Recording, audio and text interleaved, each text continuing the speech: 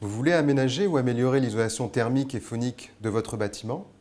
Les toits et murs végétaux sont une solution écologique pour isoler l'enveloppe de votre bâtiment, améliorer votre bien-être, économiser l'énergie et contribuer à préserver notre environnement. Mais tout d'abord, de quoi s'agit-il? On commence par le toit. La végétalisation de toiture est réalisée en posant sur une étanchéité traditionnelle un support de culture appelé substrat sur lequel sont plantés les végétaux.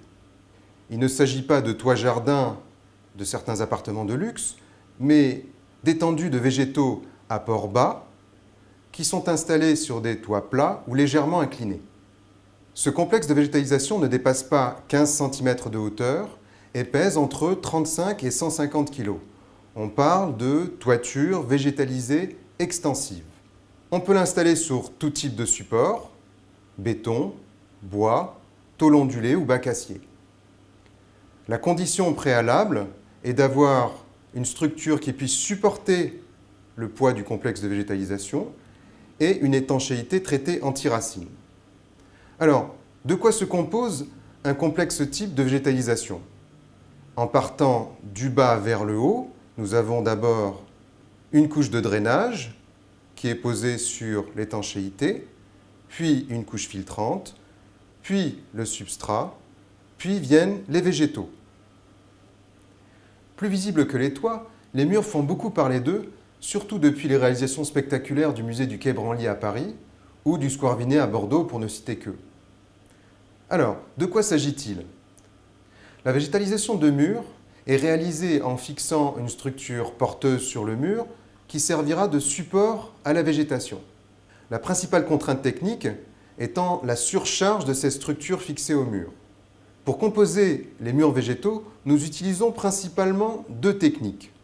Soit ce sont des éléments modulaires, en fait des panneaux remplis de substrat et enserrés dans une structure en acier galvanisé. Les modules sont prévégétalisés et sont montés sur le chantier.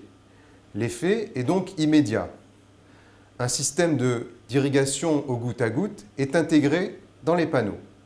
Autre technique que nous utilisons, d'un rendu différent, est la plantation de grimpantes en pied de mur. Dans ce cas, la structure porteuse sera constituée de treilles ou de câbles en acier inoxydable tendus. Contrairement aux idées reçues, c'est une solution simple et sans risque pour un mur sain, qui n'est pas fissuré et dont le crépi n'est pas endommagé.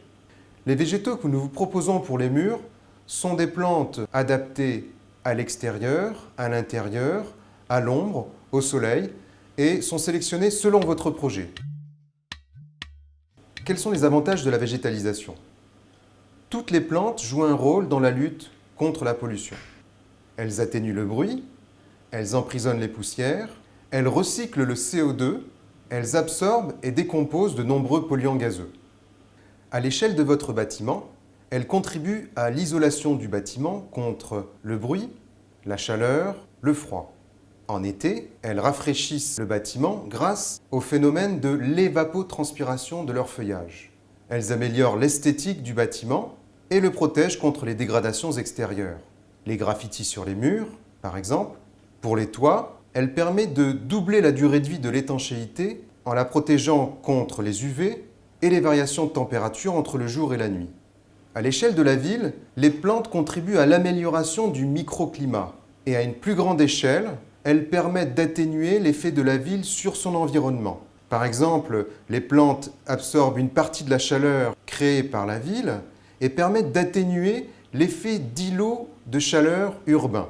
Mais l'immense avantage de la végétalisation des toits et des murs réside dans le fait qu'elle amène de la verdure dans des endroits où la plantation d'arbres et d'arbustes traditionnels est impossible. Les systèmes de végétalisation que je viens de vous décrire présentent certes quelques contraintes, car ce sont des éléments vivants qui sont créés, et donc qui ont besoin d'être entretenus. Mais ce sont des contraintes qui sont bien acceptables par rapport aux avantages qu'ils présentent. Pour les toits végétaux, un entretien minimal est nécessaire.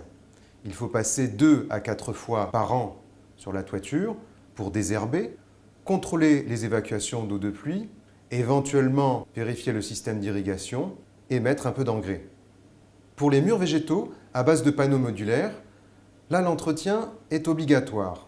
En fonction des végétaux, Il faut compter au minimum 6 visites par an pour vérifier le système d'arrosage au goutte à goutte, rajouter de l'engrais, contrôler le pH, traiter les maladies, tailler et replanter les végétaux.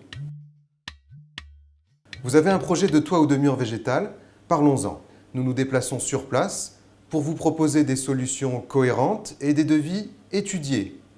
Nous vous accompagnons sur l'ensemble de votre projet, du conseil à l'installation jusqu'à l'entretien, avec des techniques qui ont fait leurs preuves.